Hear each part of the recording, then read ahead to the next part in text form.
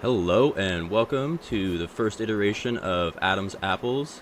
It's going to be a weekly recording every Sunday. It's gonna be live going forward once the season starts. But until then, we're just gonna get into some of our love and hates for the entire season.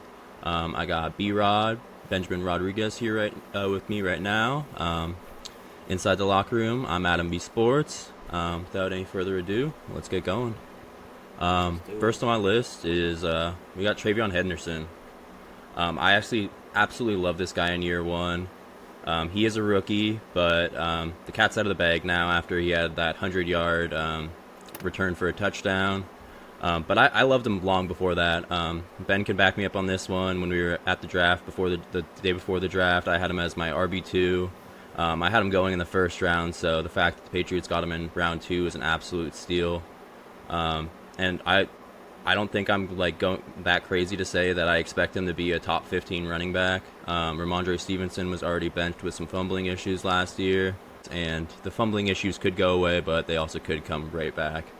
Um, so I mean, Trayvon Henderson was a guy that like a couple weeks ago you were getting in round five.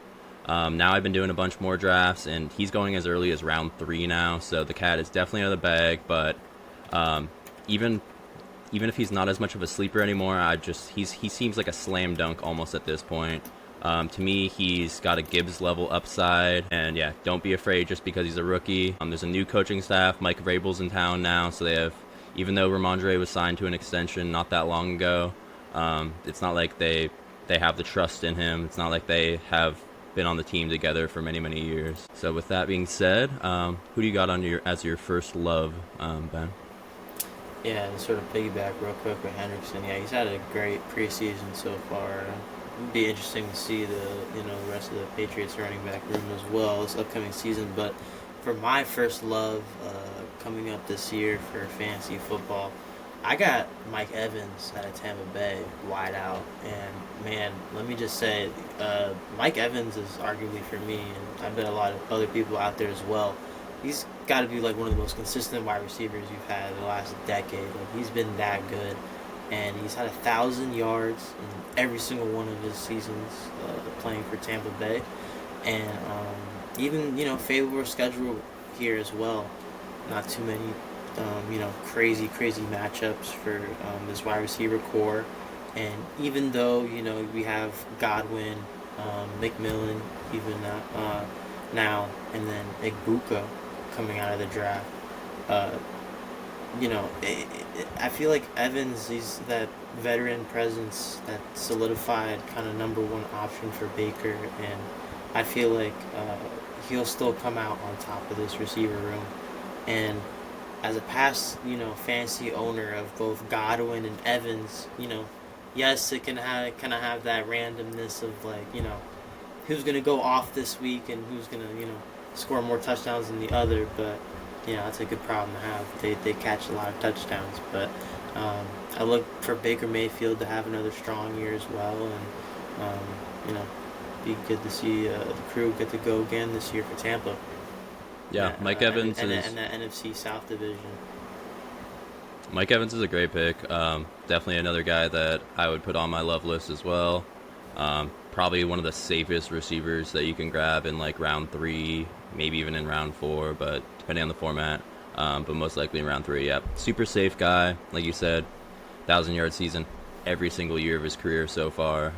Emeka Buka's in town, but he probably is going to take over that Chris Godwin role because Godwin might start the year on the pup list, so he might miss the first four games. So it might just be the two of them going forward. And then yeah, we saw Jalen McMillan have suffered that terrible injury just a couple days ago, landed on his neck, and thankfully, from the reports I've heard, he seems like he's okay. But moving into number two on my love list, if any of you watched my hot take video on Tetero McMillan the other day, it's a little bit of review, but yeah, I think he's going to finish as a top 10 receiver. That one might be a little bit bold, but he's definitely going to finish as top 14, top 12. I don't even think that that's crazy.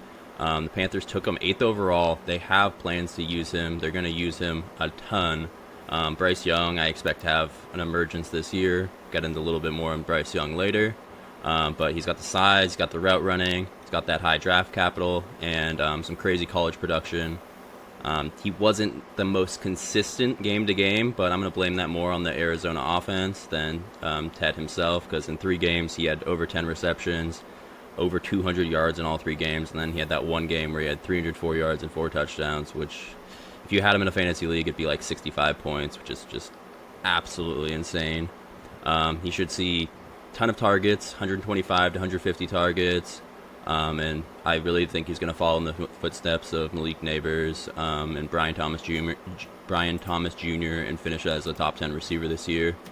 And I was getting him also around like round 5, but like this is why I like to do drafts before the season, like further in advance.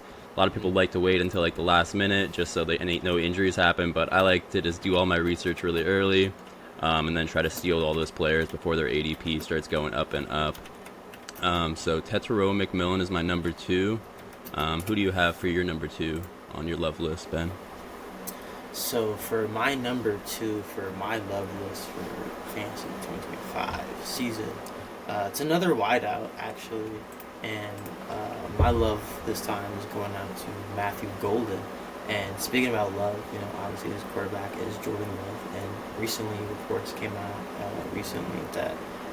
that injury on his non-throwing hand not an issue anymore. So he's practicing all normal again. So that's not an issue, at least for the start of the season.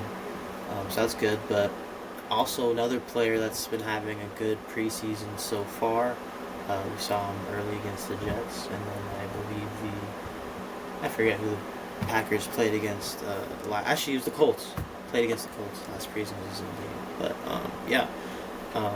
that Packers wideout room is just decimated right now. There are a lot of injuries, and while they may not be, some of them compared to others might be longer, still, it's just going to affect this team a lot, because we got Watson that has an injury, Reed that has always an injury, injured. Dobbs. I mean, it's a lot of injuries around this room. So I think that number 1 spot is up for Golden to grab. I mean, 23rd pick, I believe, in the draft from last couple months ago. So yeah, and then also I think for Green Bay in general, for their team, if you're looking to pick Golden for fantasy wise, a lot of favorable matchups. Did not see a lot of teams. Well, actually, let's look at the Packers schedule real quick. Because what I like to do, I like to look at the schedule, obviously, of like a receiver to see if they like face a lot of corners. So they got the Lions to open up, Commanders, Browns, Cowboys, Bengals. So looks like the best defense they'll play all year will be the Ravens and the Eagles. So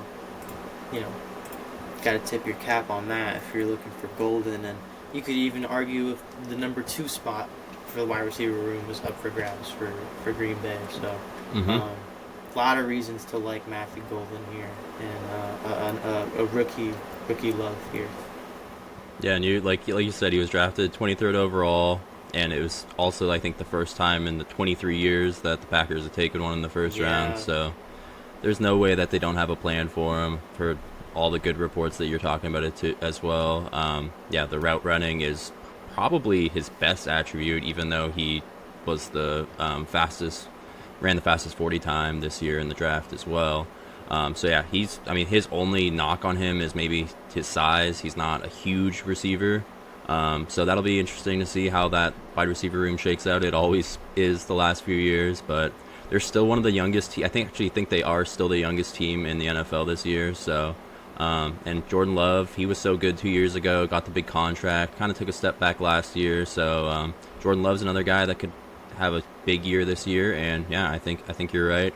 Matthew Golden's probably the favorite to win that wide receiver one. A lot of people would say Jayden Reed, but Jayden Reed, to me, he's a scary player to own because he's very hit and miss. Like, he'll go off for 2 touchdowns and 120 yards off like 4 receptions, some crazy big boom plays. But then the next week he'll be like three catches for 39 yards, and he's not the most reliable guy. So I think the Packers were smart to get Golden, and I think he can be that reliable guy for them going forward. I got a couple more loves that I'll just knock down really quick, and then we'll get into the hates. Gotcha. So, I mean, we already mentioned Emeka Ibuka a little bit earlier. By by most NFL GMs, he was, if not the highest receiver on the board, he was like number 2 behind Tetairoa McMillan. Definitely drew the most pre-draft rave reviews, and boy, has he continued all of that. Like he's looked like not a rookie. He's looked like a 5-year, 10-year veteran in camp from all reports. Everyone freaking loves him. Doesn't play like a rookie. He was one of the best slot receivers in college football history, so let that sink in for a little bit. So he's following in the footsteps of JSN, coming from Ohio State, being that dominant slot receiver. But he looks even more pro ready. He stayed in college a little bit longer, so Emeka Ibuka is a guy that I like as potentially a top 15 guy upside that you can get for a bargain, probably as like wide receiver 20, 25 off the board. So absolute steal with Emeka Ibuka, and because of the Godwin injury that we just alluded to, he could have a huge role right away. Just had a really, really nice touchdown in the last preseason game, so he's shown on the football field and on the practice field, and he's got all the pedigree. Love Emeka Ibuka going into the year. Colston Loveland is my final one. Anyone that's followed me knows how much I love Colston Loveland throughout the pre-draft process, after the draft as well. And for anyone that doesn't know, he is basically a Sam Laporta clone, both physically and the way he plays the game. He's the best route runner of tight ends. He creates separation. And if anyone watched that game yesterday against the Bills, where the Bears won 38-0, that the first 2 drives that Caleb Williams was in, it was Loveland caught like 3 or 4 passes. He was not just catching like little 5-yard passes. He was catching like 15, 20-yard catches down the seam. And I know it wasn't against the top defense that the Bills could have put on the field, but it looked amazing. And the most important thing was they looked on time. Ben Johnson's got them playing in a really, really good way. And the Ben Johnson offense is kind of like the target's going to present itself. He's trying to teach Caleb to not like choose a target beforehand. And because everything's staying on schedule, it's often like the second or third read, but it looks great. So Colston Loveland's another guy I love, and he's a guy that you can probably get late in drafts. So if you don't get one of the first top 3 tight ends, if you don't get Bowers, if you don't get Trey McBride, if you don't get George Kittle, then I would say it's very smart to wait, because Sam Laporta was a little injured. Sam Laporta is often the tight end 4 by a lot of people. You could say Hawkinson around there too, but they're both guys that have dealt with injuries as recently as last year. So I would just wait, and you're better off grabbing a guy like Colston Loveland, even a guy like Tyler Warren, who's apparently going to be peppered with targets. The only problem is his quarterback play, but off quarterback or a not great quarterback like Daniel Jones or Anthony Richardson, what's their best friend? It's their safety blanket, their tight end. So Tyler Warren's another great one there. And then getting into our hate list or avoid list, however you want to phrase it. Do you wanna go first on that one, Ben? Yeah, sure. I do not know who would draft this team's defense, but I would just avoid this team's defense for the whole season. Like, if you have to even stream a defense, try to not even stream this defense, because I guarantee you they're probably not going to be favored in the matchup, the team they're playing against. But for my first one, it'll be the Bengals defense for the season. Yep. Not only because of their schedule, but I mean, last year they allowed the 8th most yards per game on average, with an average of 348 yards. So that's combined through the air and running on the ground. And they also had an average of 25 points allowed per game last year. So, not a lot of takeaways, on defense, and then just giving up 25 points a game.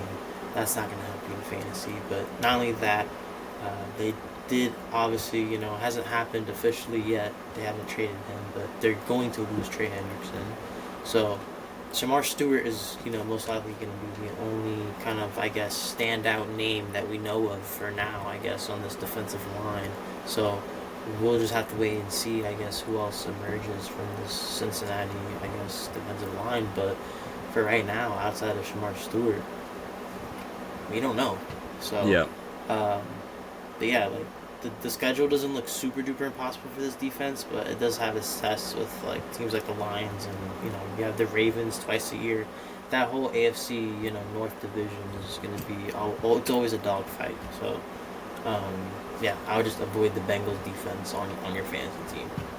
100% agree. Avoid the Bengals at all costs. They did take a couple defensive players. They could improve this year, but it's more than their defense too. It's like Joe Burrow and the offense is so good that they often like Jamar Chase could catch a 70-yard touchdown and then the defense is back on the field again. It's like they don't have that. They don't have like the Ravens offense or a lot of other teams' offense that are just trying to just run you down, control the ball as long as possible. Although I do expect some huge things out of Chase Brown this year. It's another guy I probably could have put on my love list. I think he's going to have first-round potential that you can get in like the beginning to middle, even near the end of the second round, depending on who's taking who in your drafts. But yeah, avoid the Bengals at all costs. Great call. I feel like you could end up with like negative points with Bengals defense. That's a thing that can happen. That's something that can happen to you. And I mean, I'll throw it out there right now. I'm a huge proponent or a huge supporter of just not having defense in fantasy leagues. I know some people just like to just do the base fantasy leagues, but I like to just take them out. You get a lot of like 20 points or 0 points, and it just kind of creates like an unfairness sometimes in fantasy football. So I like to just add the extra flex in there. So I'll just throw it out there if someone's trying to build a fantasy league right now. First on my hate list, and not even necessarily a hate list, although actually he is on the 49ers, so I'm not necessarily the biggest fan of him. But I would avoid Christian McCaffrey at all costs because you're going to have to take him at the end of the first round. If he falls into round 2, then sure, maybe like the reward is worth the risk. But I mean, we're talking about a guy that had bilateral tendonitis in both legs last year. He's dealt with so many different lower body injuries throughout his career. A lot of pundits might say that like every year after he has a down injured year, he comes back stronger. He looks great right now, but to me, he's could be like one hit away from you just like flushing your entire fantasy team down the toilet. I know last year he was like the 1-1 pick by basically everyone, and cost most people their fantasy leagues if they did take him that early. So I would say avoid CMC at all costs unless you can get some serious value on him in round 2. Next on your hate list or avoid list? Yeah, and no hate to this guy. Again, just fancy terms again going off here. But yeah, as Isaiah Pacheco from Kansas City, running it's a great back, one. and that is because he's coming off a broken fibula from last season. But another kind of crowded room here. We have Elijah Mitchell in the mix, and then also Kareem Hunt. And even we had Kareem Hunt last year making a lot of noise in the playoffs. I mean, we did see Kansas City, make it to the Super Bowl. So he helped them out a little bit in that Super Bowl run. So it was interesting to see that in the absence of Pacheco. So this season, does he really have, the juice to fight back? I mean, at this point, he's been in the league for a little bit now, so we'll see what the Chiefs offense looks like as well. A lot of really good receivers in that room too, but I just think with also the Chiefs' schedule, it just doesn't look too hot for their run game, at least in terms of fantasy wise. They got the Bears going on their schedule, the Eagles, the Ravens. And then they obviously have teams like the Broncos twice a year, and then the Raiders. So, no, it's he tough also schedule. averaged 4.2 fantasy points per game last year when rotating with Hunt and P. Ryan. So, even when he's healthy, can he really solidify that running back one status? We'll just have to see. But I would avoid Pacheco even in the later rounds because I just feel like there's just better running backs with bigger upside and kind of more of a chance to kind of hit. I agree. Yeah, and one more name to throw in there is they also took Brashard Smith, who's either a 7th round pick or he went undrafted and they took him, and that's another guy with potential. And I mean Elijah Mitchell, he's been good when he's been healthy. Yeah. So that's another guy you got to watch out for. But like between Pacheco and him, like those are two fairly injury prone guys.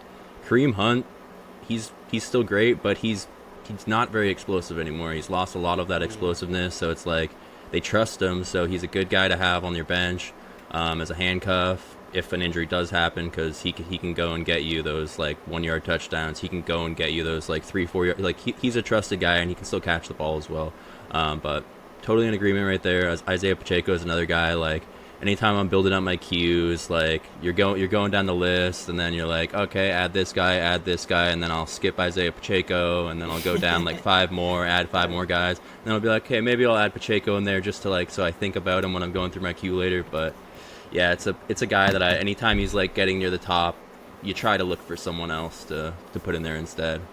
And maybe the most important thing also is he's if it's not his contract year, he's getting close to it, and he was a 7th round draft pick, so it's not like they have like a ton invested in him. So he's a guy that could quickly fall off, or he could have a bounce back year. But I'm in agreement with you as well there. Definitely could have a big down year. Next on my list is Tyrone Tracy. So I mean he's the guy that came out of nowhere last year. We're probably going to see with some running backs this year with the crazy running back class we had. There's quite a few names that I think I have a few coming up.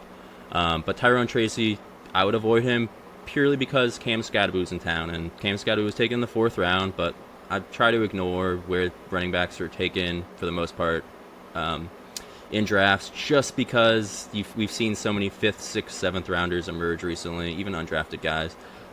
Tyrone Tracy, he was a great pass catcher. He was an X-wide receiver, but according to reports, I've heard that he's been struggling catching the ball.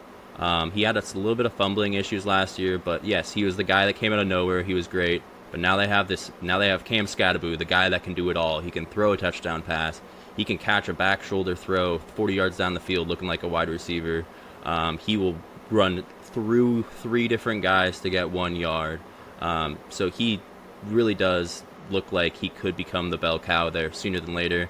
I think he's instantly going to take the goal line carries away from Tyrone Tracy, which was what he struggled with last year. And then even maybe on some like 3rd and 1s in the middle of the field, like you don't know. Like I mean, maybe they even use both of them on some plays. That could be tricky because Cam Skadaboo is that guy that could line up at fullback, and you could have Tyrone Tracy behind him, and then you could get some very interesting stuff. So that could be interesting to see what they do there. But Tyrone Tracy is another guy I'd like to avoid. And I want to point this out that we're saying avoid at the current ADP. We're not just saying like avoid these players at all costs. Because if you can get these players 1, 2, 3 rounds later, then at that point they become slam dunks or very worth the risk. And then if the reward hits, you're golden. That's how you win leagues. And then I think that was the last one you had right there, right? Yeah. Okay. So I'm just gonna wrap up with a few kind of rapid fire. So last on my avoid list, I think this goes without saying, but Anthony Richardson. Unless you're in a super flex league, you got to avoid Anthony Richardson. We haven't seen it on the field yet. He is also constantly injured, and he's a big running quarterback that you would hope would be able to have that not happen to him. He did get blasted in the first preseason game. It was a missed assignment by Tyler Warren, so it wasn't necessarily his fault. But like he's already back from the finger injury, but he's a guy that kind of scares the crap out of me. Because if you need him to throw 70 yards down the field, yeah, he can do that. But if you need him to throw 40 yards down the field, he might throw 70 yards down the field again. He's not good in those intermediate areas.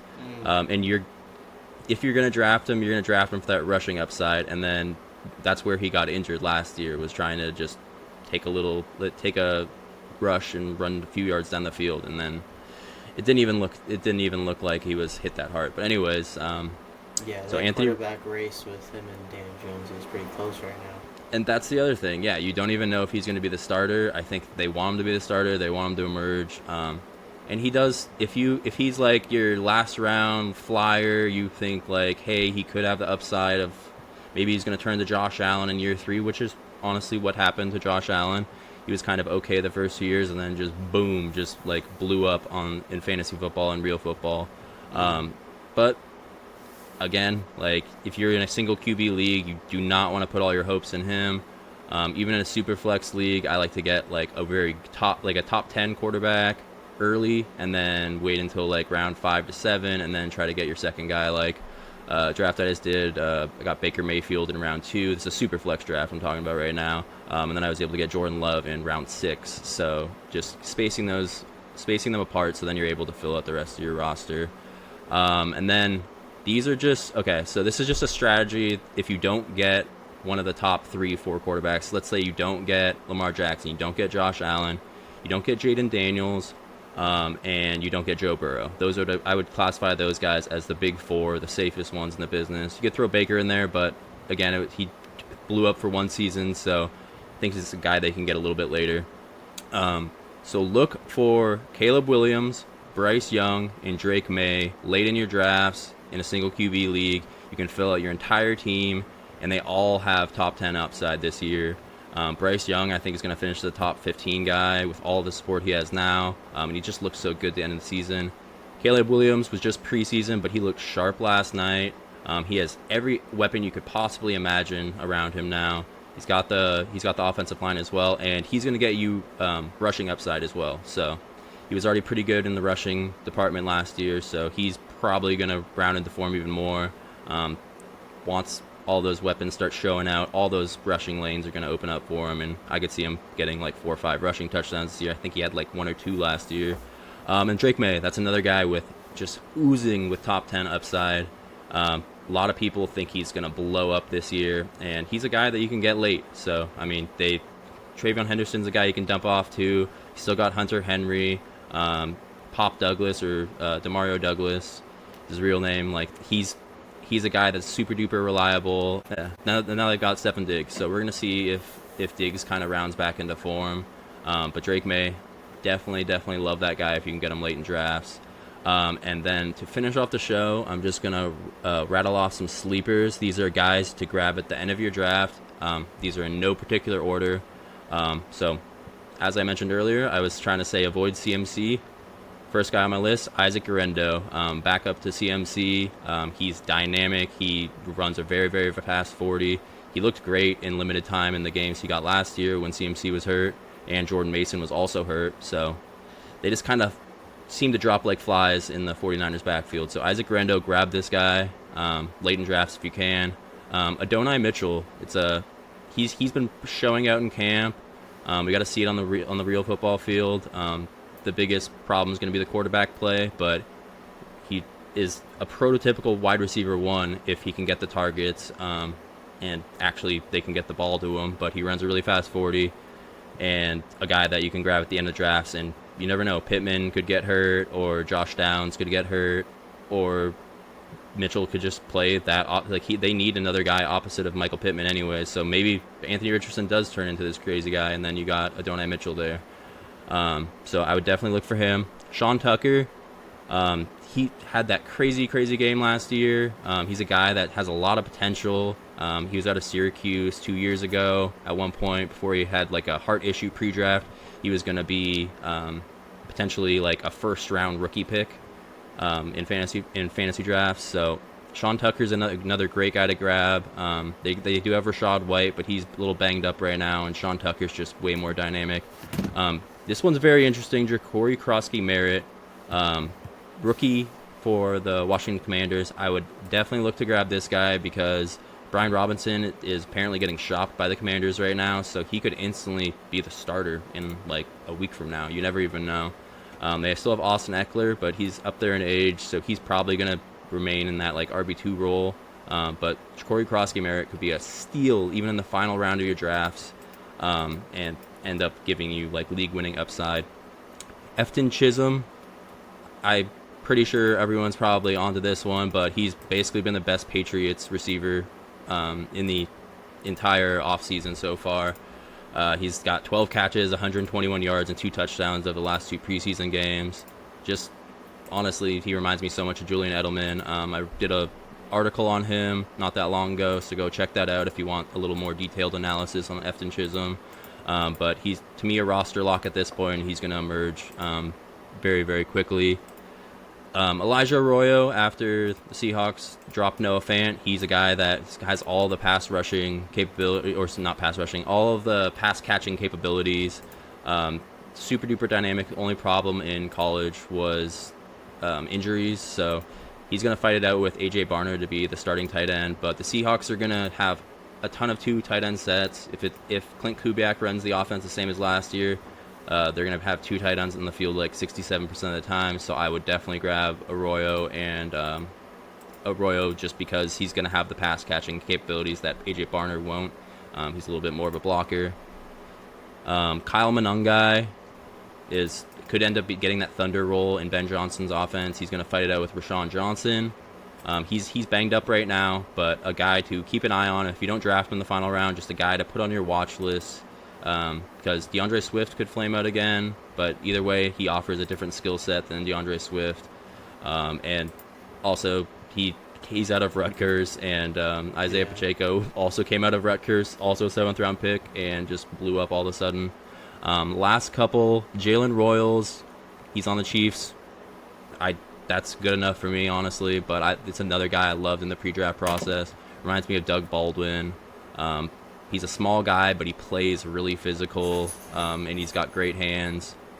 Keaton Mitchell, running back for the Ravens, because if an injury were to happen to Derrick Henry, you want to have Keaton Mitchell because they got Justice Hill, but he's likely going to stay in that like RB2 role. Because Keaton Mitchell, like if anyone watched that preseason game, I think it was 2 preseason games ago, the first one, he looked electric. Like he scored a touchdown, he had like 60 yards on not many carries, and if anyone remembers his rookie year before his ACL tear, he was basically looking like Devin Achane. So a guy you can get for pretty much nothing that could have league-winning upside. Always sign me up. And very last one is Rico Dowdle. He's now on the Carolina Panthers, but he was the surprise 1,000-yard rusher for the Dallas Cowboys last year. And Chuba Hubbard, he got the big contract. He had the production last year, but if an injury happens to him, or if he just doesn't play very well, like you never know, Rico Dowdle could emerge. I just think he showed that he can be a 1,000-yard rusher, and he's a guy that you want to have at the back end of your bench just in case. And just wrapping up right now, thank you so much for joining this first iteration of Adam's Apples. It's going to be a lot more fun to come during the season, a lot more breakdowns. Johnny, go settle down. My dog's trying to join in a little bit at the end, of course. But if you want any further information about any of these sleepers, just message me on Instagram, YouTube. I'll respond to anything.